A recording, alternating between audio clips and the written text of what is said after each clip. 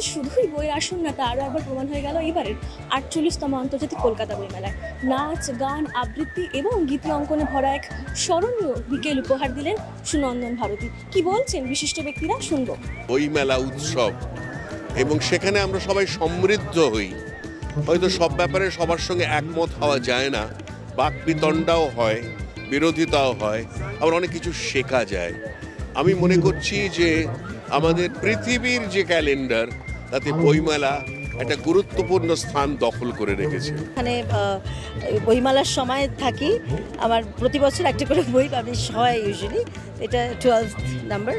তো আমি বইমেলার প্রাণের টানে আসি, দেশ ভালোবেসে আসি।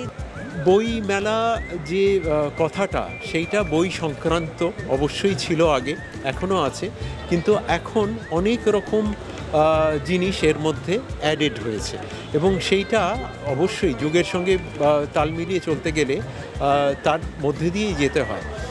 আমি তার অবশ্যই পক্ষপাতী এবং আমি সাপোর্ট করছি, কারণ যুগের সঙ্গে তাল মেলাতে না পারলে আমার মনে হয় যে সারভাইভ করা খুব মুশকিলের। সংস্কৃতি এবং সাহিত্যের মেলবন্ধন উপভোগ করতে গেলে আসতেই হবে 48তম আন্তর্জাতিক কলকাতা বইমেলায়। ক্যামেরা অঞ্চিতের সাথে আমি সেমন্তী, সরাসরি বইমেলা প্রাঙ্গণ থেকে।